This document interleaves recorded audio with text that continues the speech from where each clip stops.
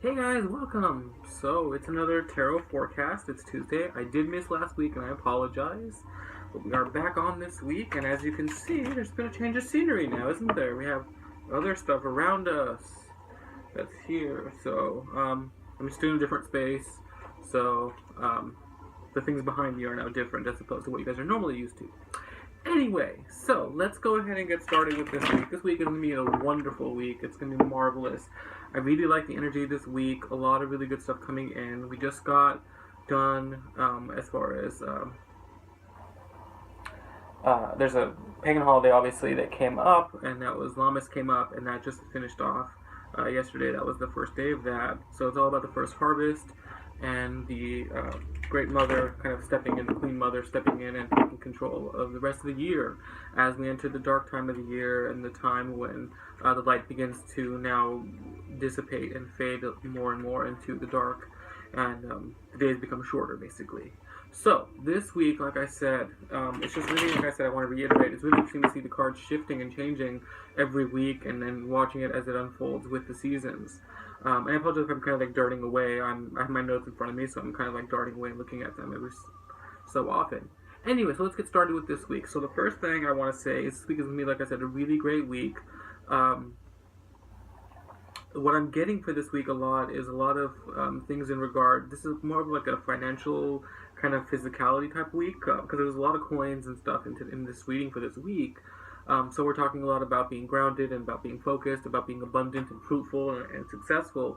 So we have a couple of different kind of cards that came up this time around, and I usually do 7 cards when I pull.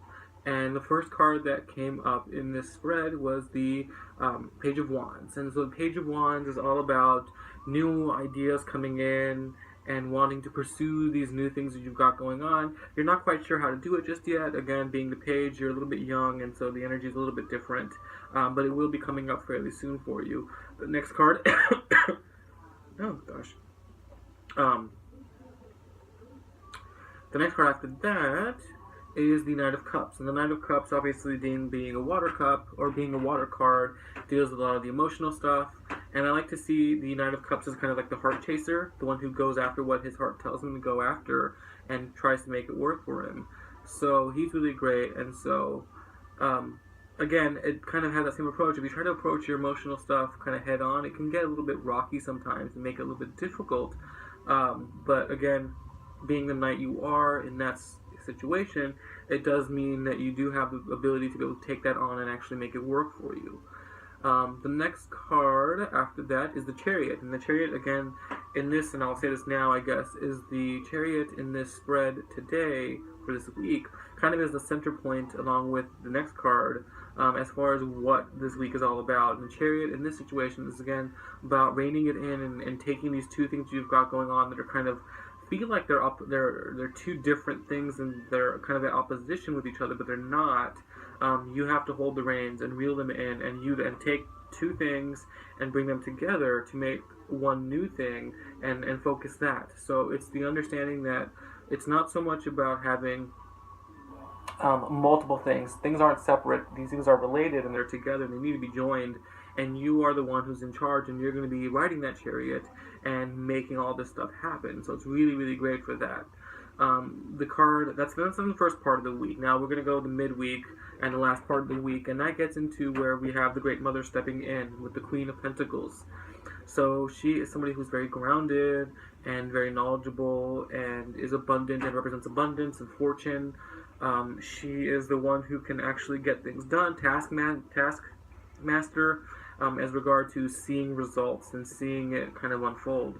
And again, like we were talking about before, with the seasons changing, we now have the shift where the old king falls and the queen now takes over and continues to rule. So she's going to be there as kind of a stern mother figure to watch over and guide you, to help you make these good decisions, to help you along in this rocky time that you kind of got a little bit, and help you realize your dream. Like I said, like a mother would, she's going to get you on your training wheel bike, and she's going to watch you, and she's going to help you graduate from that to make everything that you want a reality and make it work for you.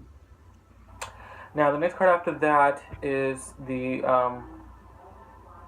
Seven of Pentacles.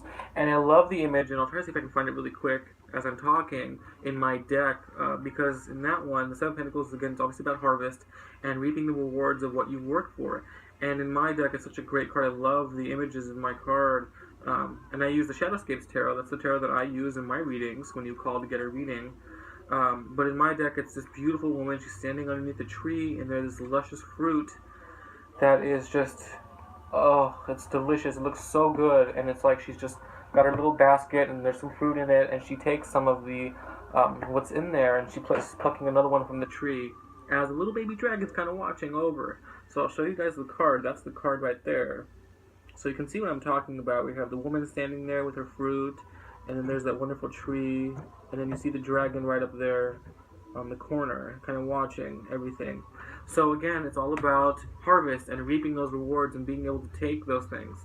And that's, like I said, not talking so much right now about being a difficult time to have to claim those things. It's just finding the footing for it and then claiming it for you. Now, the next card after that is the Eight of Pentacles. And the Eight of Pentacles, for me, again, further reiterates that mother quality that we were talking about before with the Queen of Pentacles, because the Eight of Pentacles represents apprenticeship and seeing your work and watching yourself grow and progress into something awesome. And that's what that represents. In my deck, it's shown as a spider weaving a web, and she's got her little her web woven, and then there's little pentacles inside the web. So again, it's about working hard and taking that. So take the lesson of the spider and learn how to weave the web and manifest your dreams and manifest what you want to accomplish. And like I said, take that apprentice position and let the queen take you under her wing and allow you to show you how to create that beautiful tapestry that the spider can do. Okay, so the next card after that, and the final card, essentially,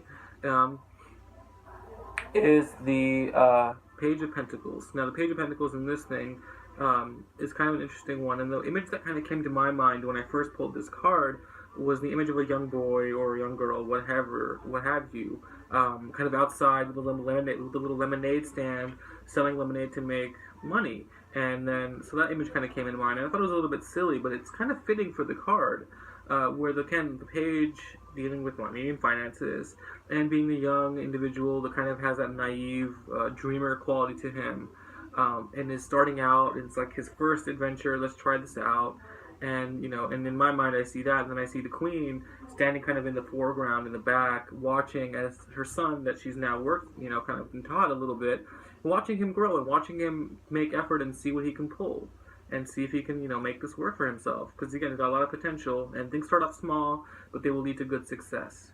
So overall, like I said, the message for this week is, again, just working and making things work for you, and allowing, like I said, the mother to step in for you and help you, guide you on your path to being fruitful and successful in what you've got going on with your endeavors. So don't be afraid. Just let her take you in, and she will guide you, as the king did in the months prior and the weeks prior that we were talking about. So enjoy this, guys. Stay tuned.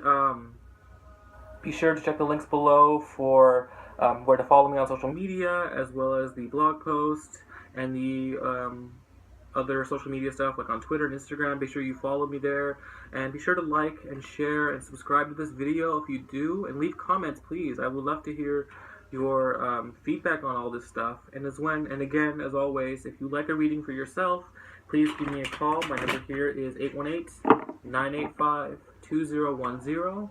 I'm available Tuesday afternoons between 3 and 7 p.m. Pacific Standard Time. If you missed any of this, it's totally fine. I will leave it all in the description box down below, so be sure to check that out, and I will see you guys next week. Bye!